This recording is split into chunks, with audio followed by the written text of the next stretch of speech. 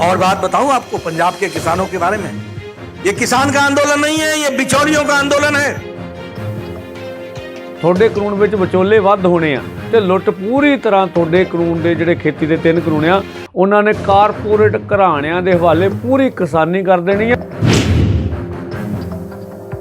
ਜਿਹੜੇ ਕਿਸਾਨ ਆਪਣੀ ਹੱਕੀ ਮੰਗਾਂ ਵਾਸਤੇ ਸੰਘਰਸ਼ ਕਰ ਰਹੇ ਆ ਉਹਨਾਂ ਨੂੰ ਇਹ ਕਹਿਣਾ ਕਿ ਵਿਚੋਲੀਏ ਆ, ਮੈਂ ਸਮਝਦਾ ਇਸ ਤੋਂ ਮਾੜੀ और मंदभागी गल हो नहीं सकती। पढ़े लिखे हैं अमरिंदर सिंह, पंजाब के मुख्यमंत्री पढ़े लिखे हैं। क्या कहते हैं? एक्ट में लिखो, एक्ट में लिखो, एक्ट में लिखो। तुमने लिखा था एक्ट में? पंजाब नूं बर्बाद करन दा ठेका ये बीजेपी ने लिया। ये बीजेपी दी साजिश पंजाब च कामयाब नहीं होनी। तुम बनते हो आज किसान के हितैषी, तुम तो बीच वालों के हितैषी हो, तुम तो उनके हितैषी हो, किसान के हितैषी नहीं हो। ਜਿਹੜੇ ਉਹਨਾਂ ਨੇ ਜ਼ਖਮ ਦਿੱਤੇ ਆ ਉਹਨਾਂ ਦੇ ਕਾਨੂੰਨਾਂ ਨੇ ਕਿਸਾਨਾਂ ਮਜ਼ਦੂਰਾਂ ਨੂੰ, ਤੇ ਨੱਡਾ ਜੀ ਦਾ ਬਿਆਨ ਉਹਨਾਂ ਜ਼ਖਮਾਂ ਤੇ ਲੂਣ ਛਿੜਕਣ ਦੇ ਬਰਾਬਰ ਆ। ਭਾਰਤੀ ਜਨਤਾ ਪਾਰਟੀ ਦੇ ਪ੍ਰਧਾਨ ਨੱਡਾ ਸਾਹਿਬ ਦਾ ਜਿਹੜਾ ਬਿਆਨ ਹੈ ਉਹ ਕਿਸਾਨਾਂ ਦੇ ਅੱਲੇ ਜ਼ਖਮਾਂ ਦੇ ਉੱਤੇ ਨਮਕ ਛਿੜਕਣ ਵਾਲਾ।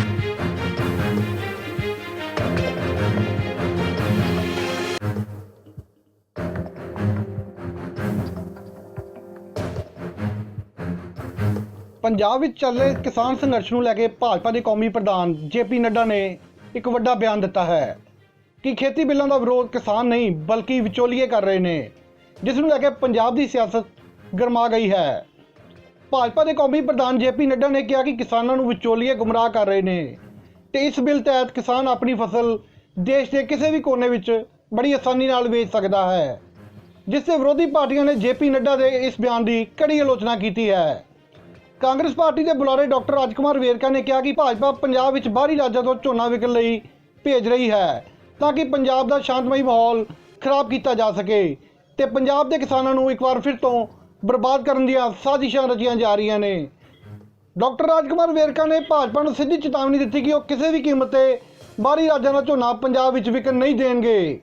ਉਧਰ ਅਕਾਲੀ ਦਲ ਨੇ ਵੀ ਜੇਪੀ ਨੱਡਾ ਨੂੰ ਠੋਕਵਾਂ ਜਵਾਬ ਦਿੱਤਾ ਤੇ ਕਿਹਾ ਕਿ ਬੀਜੇਪੀ ਦੀ ਕੇਂਦਰ ਸਰਕਾਰ ਵੱਲੋਂ ਪਹਿਲਾਂ ਕਿਸਾਨਾਂ ਨੂੰ ਦਿੱਲੀ ਬੁਲਾ ਕੇ ਅਪਮਾਨਿਤ ਕੀਤਾ ਗਿਆ ਤੇ ਹੁਣ ਭਾਰਤੀ ਜਨਤਾ ਪਾਰਟੀ ਦੇ ਪ੍ਰਧਾਨ ਜੇਪੀ ਨੱਡਾ ਨੇ ਜੋ ਬਿਆਨ ਦਿੱਤਾ ਉਸਨੇ ਕਿਸਾਨਾਂ ਦੇ ਅੱਲੇ ਜ਼ਖਮਾਂ ਨੂੰ ਇੱਕ ਵਾਰ ਫਿਰ ਤੋਂ हरा कर देता है। ये कृषि बिल आए, 3 बिल आए। क्या है ये बिल? पहला बिल आप देखिए, समझने वाली बात है।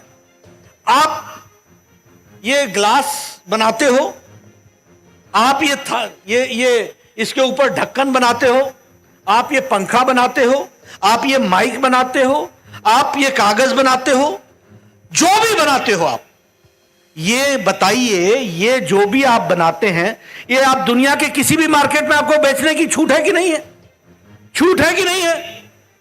फिर किसान बेचारा अगर आलू उगाता है, अगर वो कोई सब्जी उगाता है, अगर वो चावल उगाता है यानी और गेहूं उगाता है, मक्का उगाता है, तो उसके ऊपर यह बंदिश क्यों है कि वो फलानी मंडी में ही अपना अनाज बेचेगा और किसी और जगह नहीं बेच सकेगा? वो ये बंदिश किसानों पर क्यों थी? यह सच्चाई है कि नहीं है कि आपके 100, 150, 50 गांवों के बीच में जो अनाज मंडी है उसी में आपका सामान बिकेगा और कहीं और नहीं बिकेगा? यह सच्चाई है कि नहीं है? ऐसा क्यों?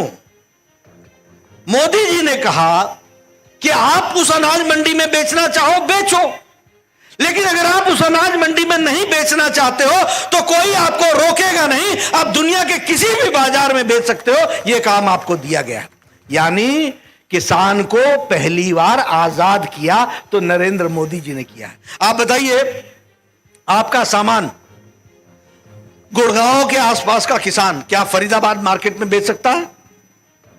क्या फरीदाबाद का किसान क्या गुड़गांव के मार्केट में बेच सकता है? आप बताइए, एक जिले से दूसरे जिले में अपना अनाज ले जा सकते हो तुम? क्या रुकावट होती है कि नहीं होती है? एक प्रदेश से दूसरे प्रदेश में ले जा सकते हो क्या?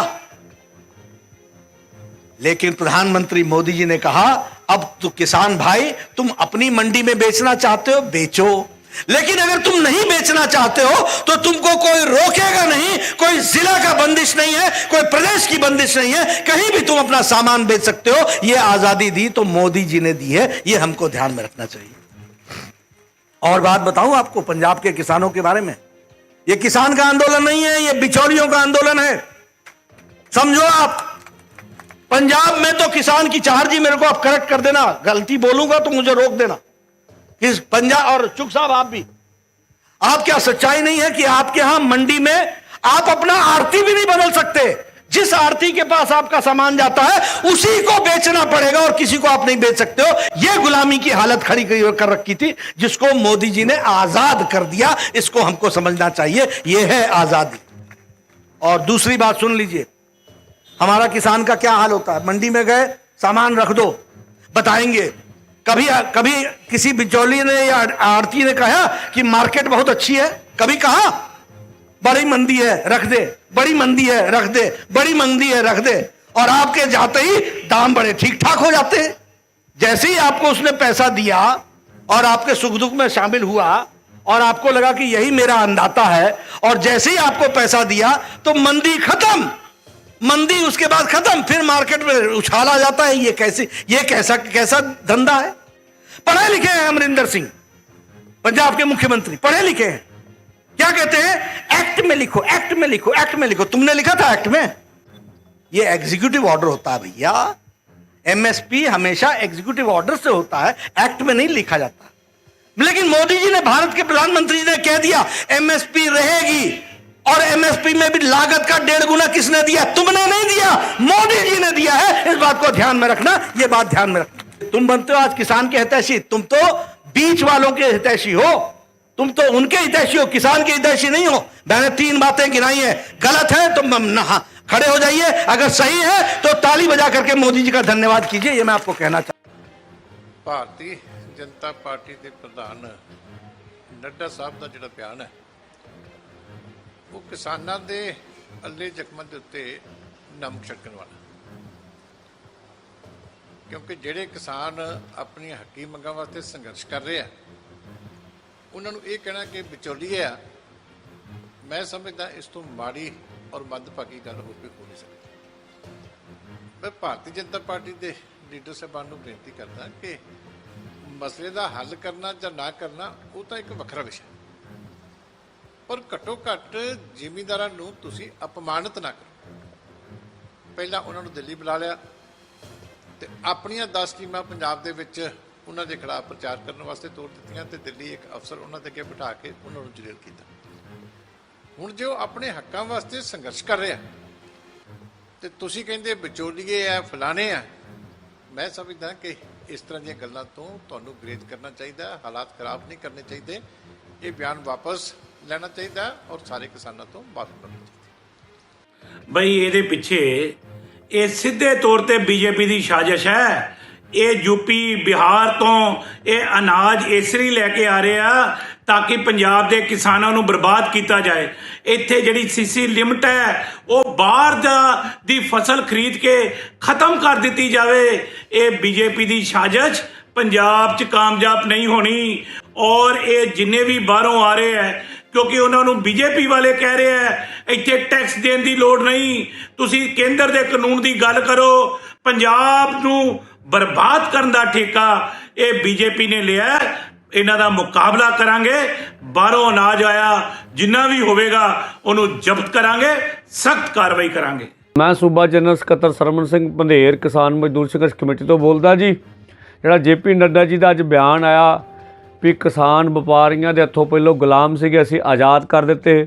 ਮੈਂ ਜੇਪੀ ਨੱਡਾ ਜੀ ਤੋਂ ਪੁੱਛਣਾ ਚਾਹੁੰਦਾ ਵੀ ਯੂਪੀ ਦੇ ਵਿੱਚ ਤੁਹਾਡੀ ਸਰਕਾਰ ਆ, ਤੁਸੀਂ ਕਹਿੰਦੇ ਹੋ ਅਸੀਂ MMPC ਨੂੰ ਖਤਮ ਨਹੀਂ ਕਰ ਰਹੇ, ਪ੍ਰੋਕਿਉਰਮੈਂਟ ਲਗਾਤਾਰ ਜਾਰੀ ਆ, ਤੇ ਯੂਪੀ ਦੇ ਕਿਸਾਨਾਂ ਕੋ 700-800 ਰੁਪਏ ਦਾ ਲੁੱਟਿਆ ਹੋਇਆ ਝੋਨਾ, ਹਜ਼ਾਰਾਂ ਲੱਖਾਂ ਟਨ ਝੋਨਾ ਤੁਸੀਂ ਪੰਜਾਬ 'ਚ ਆ ਕੇ ਕੋਈ ਵੇਚਣ ਜਾ ਰਹੇ ਹੋ, ਰੋਜ਼ ਆ ਰਿਹਾ ਯੂਪੀ ਦੇ ਵਿੱਚੋਂ। ਬਿਹਾਰ ਦੇ ਵਿੱਚ ਕੀ ਹਾਲ ਆ? ਸੋ ਇਸ ਕਰਕੇ ਜਿਹੜੀ ਤੁਹਾਡੀ ਕੰਟੈਕਟ ਫਾਰਮਿੰਗ ਆ ਉਹਦੇ ਵਿੱਚ ਕੰਪਨੀਆਂ ਜਿਹੜੀਆਂ ਆਉਣਗੀਆਂ ਸਮਝੌਤੇ ਕਰਨਗੀਆਂ, ਉਹ ਖਾਦਾਂ, ਦਵਾਈਆਂ, ਇਹਦੋਂ ਗਾਂ ਖੇਤੀ ਮਸ਼ੀਨਰੀ, ਇੱਥੋਂ ਤੱਕ ਪੈਸੇ, ਟੈਕਨੀਕ, ਸਭ ਕੁਝ ਉਹ ਦੇਣਗੀਆਂ। ਤੁਹਾਡੇ ਕਾਨੂੰਨ ਵਿੱਚ ਵਿਚੋਲੇ ਵੱਧ ਹੋਣੇ ਆ ਤੇ ਲੁੱਟ ਪੂਰੀ ਤਰ੍ਹਾਂ ਤੁਹਾਡੇ ਕਾਨੂੰਨ ਦੇ ਜਿਹੜੇ ਖੇਤੀ ਦੇ 3 ਕਾਨੂੰਨ ਆ ਉਹਨਾਂ ਨੇ ਕਾਰਪੋਰੇਟ ਘਰਾਣਿਆਂ ਦੇ ਹਵਾਲੇ ਪੂਰੀ ਕਿਸਾਨੀ ਕਰ ਦੇਣੀ ਆ, ਖੇਤੀ ਮੰਡੀ ਖਤਮ ਕਰ ਦੇਣੀ, ਜਿਹੜਾ ਦੁਨੀਆ ਦਾ ਸਭ ਤੋਂ ਬੈਸਟ ਸਿਸਟਮ ਪੰਜਾਬ ਹਰਿਆਣੇ 'ਚ ਚੱਲ ਰਿਹਾ। ਸੋ ਇਸ ਕਿਸਮ ਦੇ ਬਿਆਨ ਜਿਹੜੇ ਕਿਸੇ ਵੀ ਪਾਰਟੀ ਦੇ ਪ੍ਰਧਾਨ ਨੂੰ, ਦੇਸ਼ ਲੈਵਲ ਦੇ ਪਾਰਟੀ ਦੇ ਪ੍ਰਧਾਨ ਨੂੰ ਸ਼ੋਭਾ ਨਹੀਂ ਦਿੰਦੇ। ਜਿਹੜਾ ਐਡਾ ਵੱਡਾ ਅੰਦੋਲਨ ਕਿਸਾਨਾਂ ਮਜ਼ਦੂਰਾਂ ਦਾ ਚੱਲ ਰਿਹਾ, ਉਹ ਸਿਆਸੀ ਨੁਕਸਾਨ ਡੈਮੇਜ ਘੱਟ ਕਰਨ ਨੂੰ ਇਸ ਕਿਸਮ ਦੇ ਬਿਆਨ ਆਉਂਦੇ ਆ ਤੇ ਅੰਦੋਲਨ ਦੇ ਜਿਹੜੇ ਉਹਨਾਂ ਨੇ ਜ਼ਖਮ ਦਿੱਤੇ ਆ ਉਹਨਾਂ ਦੇ ਕਾਨੂੰਨਾਂ ਨੇ ਕਿਸਾਨਾਂ ਮਜ਼ਦੂਰਾਂ ਨੂੰ, ਤੇ ਨੱਡਾ ਜੀ ਦਾ ਬਿਆਨ ਉਹਨਾਂ ਜ਼ਖਮਾਂ ਤੇ ਲੂਣ ਛਿੜਕਣ ਦੇ ਬਰਾਬਰ ਆ ਤੇ ਅਸੀਂ ਇਸ ਬਿਆਨ ਦੀ ਸਖਤ ਸ਼ਬਦਾਂ ਵਿੱਚ ਨਿੰਦਾ ਕਰਦੇ ਹਾਂ। ਧੰਨਵਾਦ। ਵਾਹਿਗੁਰੂ ਜੀ ਕਾ ਖਾਲਸਾ, ਵਾਹਿਗੁਰੂ ਜੀ ਕੀ ਫਤਿਹ।